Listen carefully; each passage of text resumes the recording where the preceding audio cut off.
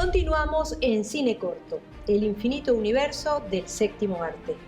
En este capítulo de hoy nos sentimos muy honrados, todo el equipo de producción de Cine Corto, de contar con la presencia de uno de los directores de cine más importantes del cine venezolano.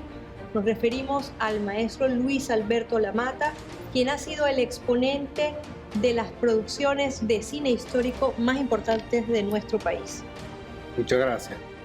Recientemente estamos todos conmovidos, emocionados, motivados de fervor patrio con Caminos de Libertad, Carabobo, una serie que hemos podido disfrutar en todos estos capítulos y de verdad que nos revela muchas cosas de la historia y además del cine.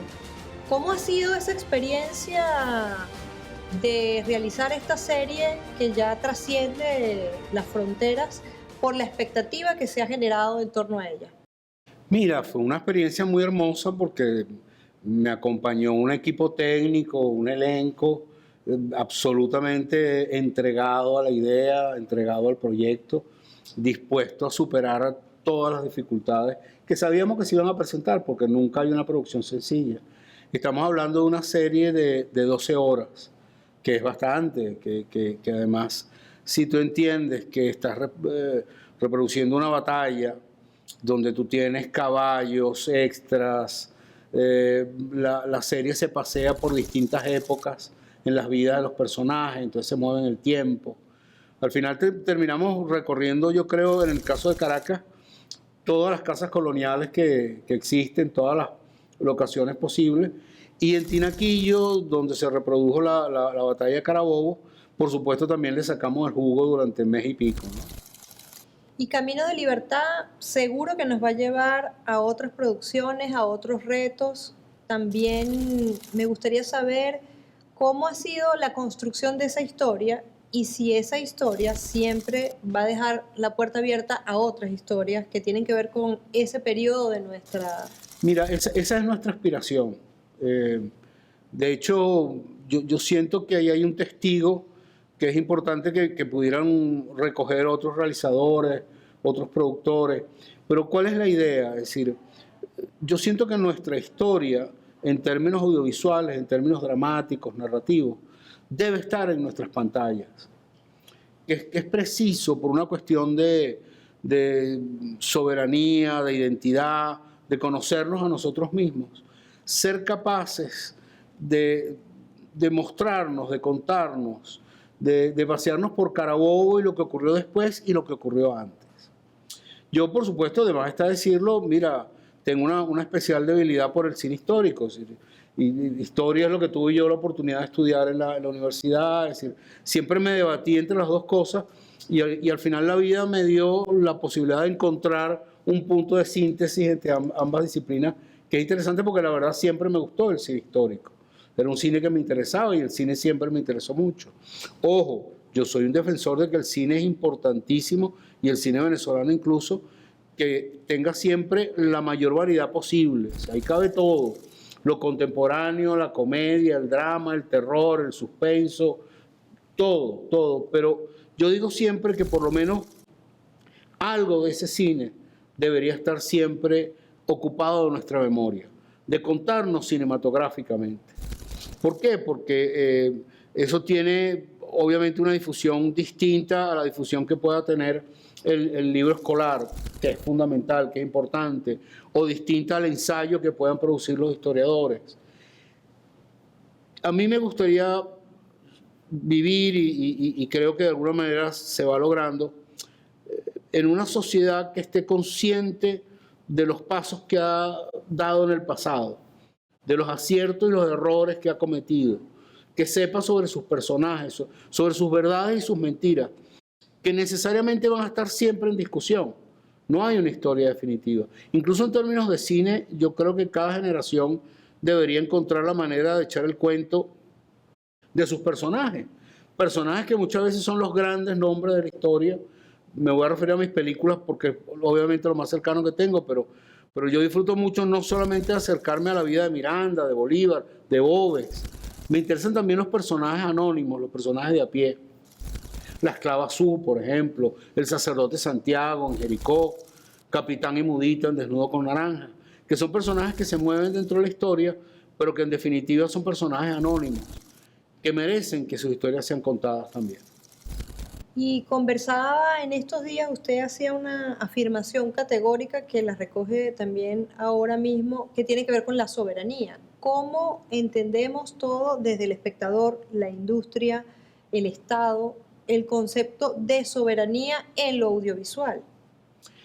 Mira, si tú quieres dominar a un individuo o a una sociedad, lo primero que debes quitarle es su memoria. Porque en su memoria hay muchas cosas, en su memoria está la autoestima, en su memoria está el sentido de identidad. Si tú a alguien constantemente le niegas que su pasado tenga algún valor o incluso le omites su pasado, lo conviertes en nada. Y eso es válido en los seres individuales, insisto, y en los seres colectivos. Entonces, colectivamente tenemos que estar conscientes de qué hemos sido, a dónde queremos ir. Y para mí, ambas preguntas van una relacionada con la otra, ¿no? Debería incluso confesarte que para mí historia es todo. Historia es también una película contemporánea. Es decir, estás documentando qué ocurre, qué pasa en nuestra sociedad. O sea, incluso si lo haces hasta en términos de comedia. O sea, me disculpan la exageración, pero una película como Papita Manito Stone para mí es historia también. ¿Me entiendes? Es decir, porque la historia es un proceso, es algo que no se detiene, no es algo que tú puedas cortar arbitrariamente y decir, mira, es historia desde antes de ayer para atrás. ¿Me entiendes? O sea, eso no es así. Y a mí me gusta, y esto también debo confesarlo, además de la razón de peso, que en definitiva tiene que ver con la identidad de la memoria, es que a mí me encanta saber qué pasó. A mí me gusta y me entretiene saber. O sea, si me das la oportunidad de hacer el proyecto de Carabobo, ahí de repente inmediatamente me vienen a la cabeza cantidad de lecturas porque yo siempre quise saber qué pasó en Carabobo, cómo fue, cómo amanecieron, qué comieron, cuándo comieron, cuándo se sintieron triunfadores, qué hicieron los que se retiraron, por qué lograron llegar a Valencia. Yo me lleno de preguntas como espectador de la historia, sea escrita en términos de ensayo, sea como parte del cine histórico. Esa capacidad de entretenimiento, yo creo que es bueno compartirla con el gran público. Y que no hay nada más entretenido, sobre todo cuando te acercas a la historia, que la verdad. Que los hechos son el entretenimiento. Pero usted decía algo muy interesante que tiene que ver con la no rigidez, y la historia normalmente se percibe como algo rígido, también es difícil acotarla, es infinita, es larga y nosotros nos especializamos en los cortometrajes. Me gustaría, porque además de director, sé que tiene la labor de docencia en el mundo audiovisual, que me diera su visión sobre los cortometrajes como género. ¿Cómo ve el cortometraje hoy en este mundo tan convulsionado? Mira, el cortometraje siempre ha sido importantísimo, ¿no?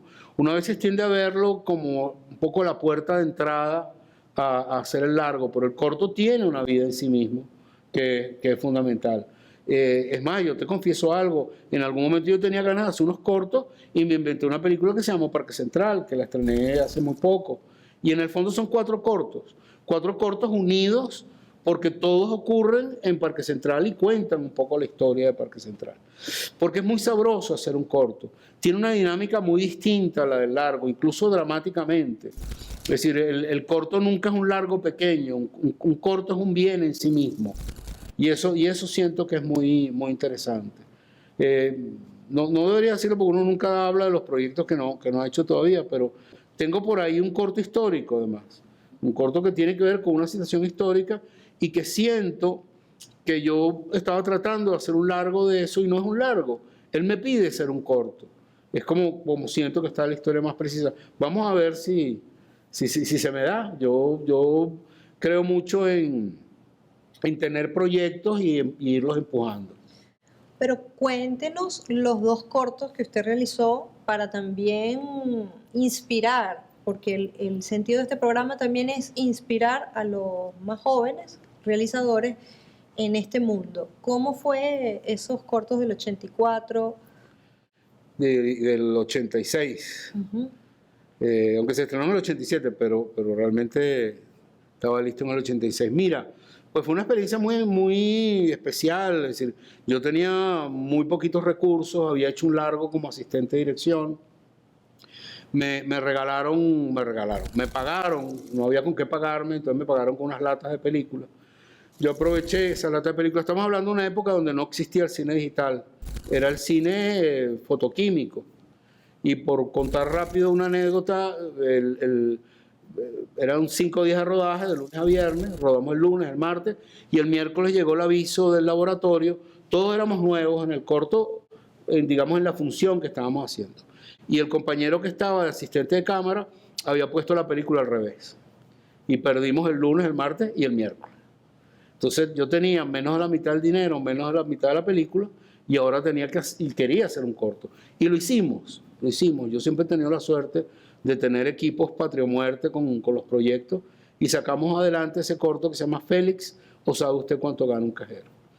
A pesar de lo artesanal del corto, a pesar de la torpeza lógica de un director que está empezando, tuve la suerte que el corto le fuera muy bien. Ganó el premio de la crítica, ganó el premio municipal, el jóvenes cineastas de lo que en aquel entonces era el Consejo Nacional de la Cultura.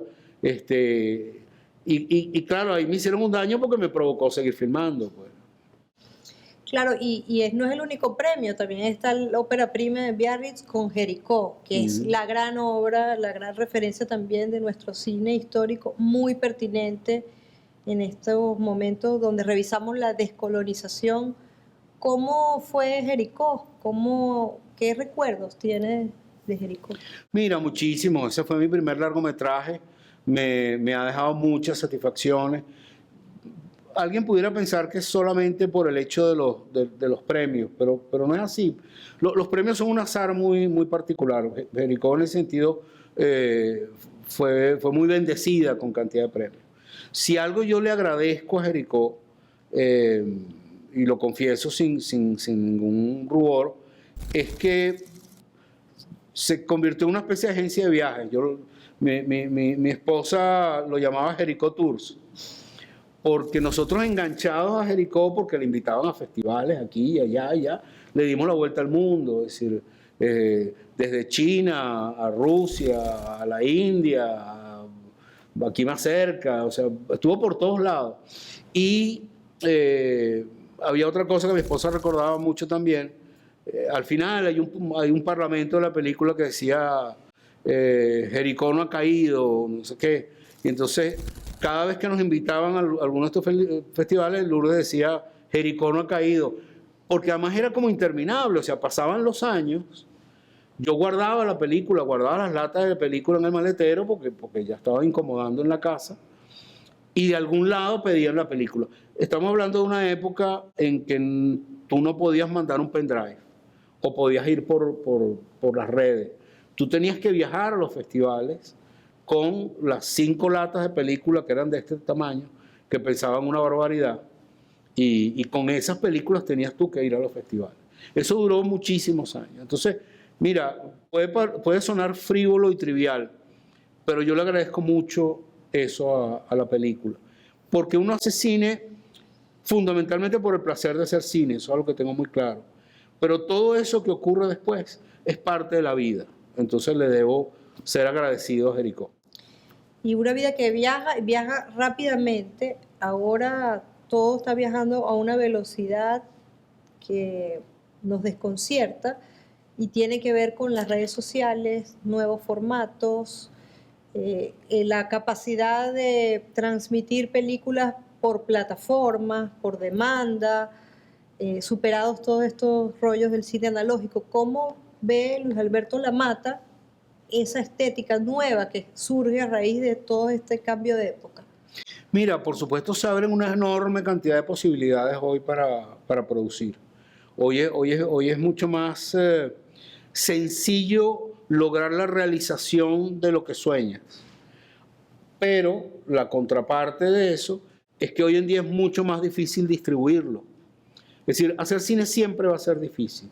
Siempre va a ser un asunto de de voluntad, de coraje, de disposición a enfrentarte a una cantidad de obstáculos que se te presentan en el camino.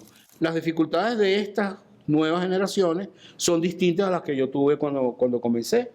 Y claro, y lo digo de primera mano porque yo quiero seguir activo, quiero adaptarme a esas nuevas tecnologías y a esas nuevas circunstancias. Porque si miro hacia atrás, mi única certeza, mi única gran certeza es que me gusta mucho hacer cine. Y es algo a lo que mientras tenga la energía y la fuerza, pues no pienso renunciar. Pero tenemos el tema de las discrepancias que hay con los formatos. ¿Cómo ves, por ejemplo, el formato vertical? Si te dijera, o te invitara, vamos a hacer contenido para redes sociales, histórico, breve, con esos códigos, ¿cómo te sentirías? Mira, por muchas razones, yo no soy muy amigo de las redes sociales. Yo mismo he hecho broma, pero no es cierto, como que le tengo algún reparo a la tecnología, pero no es verdad, es más una pose. Yo a mucha gente le digo, mira, yo por ejemplo no tengo Twitter, no tengo Facebook, no tengo Instagram, salvo un Instagram que hay por la serie, porque hay que tenerlo para la serie. Entonces le explico a todo el mundo, mira, yo no me manejo muy bien en esas tecnologías. Recuerden que yo hago películas de gente con peluca y caballos y velas, o sea, yo estoy como en otro siglo. Pero no es cierto, yo estoy al tanto de qué es lo que hay, qué es lo que se hace. Pero yo tengo tanto placer en un formato que a mí me gusta, que es el formato tradicional del largometraje o del cortometraje, o en este caso de la miniserie, que no tengo esa ansiedad por estar explorando nuevos espacios de expresión. Lo que quiero es hacer una buena película, en los términos más tradicionales. De repente alguien puede decir, mira, bueno, pero eso es como un pensamiento muy tradicional, pero yo creo que cada quien debe encontrar su manera de expresarse. La mía, donde me siento feliz, porque a la larga yo creo que de lo que se trata es de ser feliz en el camino, es poder hacer, en mi caso, largometraje o cortometraje o miniserie. Y ya con eso es tanto trabajo que tengo y tanto problema que hay que enfrentar, que a menos que alguien me propusiera algo concreto en las redes y que de alguna manera me sirviera como de orientación, yo no es un terreno en el que piense explorar por ahora. Tus influencias. Hablemos de ese cine que te inspiró, también vienes de la televisión, tienes además una influencia familiar directa que te marcó. Cuéntanos de qué se nutrió el universo audiovisual de Luis Alberto Lamas. Mira, desde jovencito un set de grabación, un set de filmación ha sido algo cercano. Mi padre era director de televisión, quiso ser director de cine, no se le dio la oportunidad, era otra época, era otra Venezuela, pero digamos que ese era su trabajo, y yo además viéndolo a la distancia, pasan los años y me doy cuenta de lo extraordinario director que era, ¿no? Y de cómo de alguna manera tuve yo la oportunidad de verlo a él dirigir y a otros, porque como era usual además que visitáramos al viejo en algunos lugares de trabajo, en ese mismo sitio de trabajo, yo recuerdo haber visto dirigir a Román Chalbaud, por ejemplo, y Román me recuerda de niño, o sea, meterme en el set, ver cómo hacía sus puestas en escena. Vengo de una familia donde también había actores, actrices. Desde pequeño estoy yendo al teatro. Desde pequeño vi ensayar teatro, por ejemplo. Entonces es algo que estaba muy cercano a mi vida. En paralelo siempre hubo este amor por la historia, fue lo que decidí estudiar. Y bueno, como decía hace un momento, pues logré combinar ambas querencias, pues. Y eso me hace muy feliz. Siento que en Venezuela, además, al contrario de lo que mucha gente cree, en Venezuela no se hace tantísimo cine histórico. Si tú vas a ver los estrenos que han habido a lo largo de los años, la cantidad de cine histórico es ínfima. Pero siento que he tenido la suerte de tener gente, de directores, que antes de mí hicieron trabajos históricos importantes. O sea, pienso, por ejemplo, en País Portátil de Iván Feo y Antonio Gerandi, una película que a mí me marcó mucho. Román tiene una cantidad de películas que nos retrata y aunque son aparentemente contemporáneas, para mí es cine histórico porque cuenta la historia de un momento. Tú te asomas al pez que fuma y es historia viva, pues es historia muy presente. Y además, hoy en día tengo contemporáneos que han hecho extraordinarios trabajos en historia. Pienso en Diego Rísquez, pienso en Beto Arbelo. Entonces ha sido como un ambiente que de alguna manera te alimenta y te reta para tratar de hacer obras que puedan interesar al público venezolano. ¿Qué inspira a Luis Alberto Lamata? Mira, la voluntad de seguir creando, de seguir trabajando, de seguir haciendo cine. Cuando digo hacer cine, incluyo en eso a la televisión también. Para mí, Carabobo Caminos de Libertad es cine también. Y lo es muchas de las cosas que he tenido la oportunidad de hacer en televisión. Y digo cine con respeto a un lenguaje que me inspira muchísimo, que de alguna manera me empuja a esa necesidad enorme de seguir creando. Si yo te dijera que yo no sé si existirá o no, cómo será el paraíso, o si merezco ir al paraíso, de repente no. Pero si el paraíso fuera un rodaje infinito e interminable, yo sería feliz. ¿Alguna película o escena de alguna película que le haya dejado reflexionando por mucho tiempo, lo haya marcado? Uy, esa es una pregunta vasta porque en el archivo pudiera encontrar miles. Esta mañana me acordé de una escena en particular, que es una película de Kurosawa, una de sus últimas películas. Y es una mujer que vivió el bombardeo de Hiroshima y que ha quedado, digamos, con una actitud de enfrentar el viento con un paraguas, recuerdo. Y para ella ese paraguas era la que la iba a proteger de la bomba nuclear. Esa imagen de Kurosawa esta mañana me visitó, no sé por qué. Sé que he estado leyendo sobre el tema, ahora que se habla tanto de la posibilidad de una guerra nuclear, que me acordé de esa imagen de Kurosawa. ¿Un libro indispensable? Uy, tantísimos. El primero que me vino ahorita a la cabeza es 100 años de soledad. Yo periódicamente lo releo. Cada tantos años lo agarro. Lo mismo que el Quijote, debo confesarlo.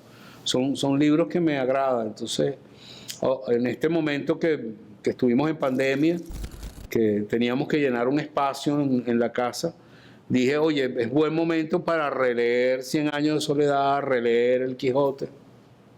¿Un guionista o mujer guionista que también sea referencia para usted? Hay un director que me encanta, que no se parece al cine que yo hago, yo no trato de imitarlo, pero lo admiro mucho, que es Billy Wilder, que era director y guionista de sus películas. Él tiene extraordinarias comedias. Yo debo decirte además que yo soy un espectador de cualquier tipo de cine. Las circunstancias han determinado que haga un cine que me gusta, como es el histórico, más que otros. Pero ese otro cine me encanta también. ¿Qué le diría a las nuevas generaciones a nivel de orientación para que lo que se produzca tenga ese acento que necesitamos en nuestro cine? Mira, yo no soy mucho de dar consejos porque a veces siento que es como pavoso y que cada vida es muy particular. Pero si algo rescato es el tesón y la perseverancia y el coraje de seguir encontrando temas que le interesen a nuestro público. Y enfrentar el cine con un criterio amplio. ¿Qué quiero decir con esto? Muchas veces tú te encuentras, y eso es común en todas las nuevas generaciones, con visiones muy dogmáticas del cine. El buen cine es esto. Esto debe ser el buen cine. A mí, por ejemplo, con el caso de Carabobo Caminos de Libertad, ha sido muy emocionante la respuesta del público. O sea, desde el primer capítulo al capítulo 12, hay gente que te llama y te manda mensajes extraordinarios. Pero siempre hay alguien que te comenta, oye, sí, pero es que lo de la batalla... Y le digo, bueno, pero es que lo que no te interesa es Carabobo. O sea, la serie es Carabobo, cuenta la batalla de Carabobo. Si no te interesa la batalla, pero piensa que si no te interesa la batalla, valdría la pena que la vieras como para asomarte a una realidad que no es la tuya. Yo con el cine trato de hacer eso. Si a mí me llega una película, no sé, por decir, de ciencia ficción coreana, que no es mi mundo, me interesa. Me interesa precisamente por eso, porque no es mi mundo. Bueno, de verdad que estamos muy agradecidos y agradecidas en Cine Corto y en Vive Televisión por su visita. De verdad que ha sido gratificante tenerlo aquí y saber que tenemos ese reto de seguir contando nuestra historia con nuestro acento y con nuestra voz propia. La historia está en todo lo que hacemos y así lo evidencia el cine de Luis Alberto Lamata. Espero que hayan disfrutado de este episodio y recuerda seguirnos a través de nuestras redes sociales @Vive Televisión por Facebook y @Vive TV Oficial por Instagram. Nos vemos el próximo domingo en Cine Corto, el infinito universo del séptimo arte.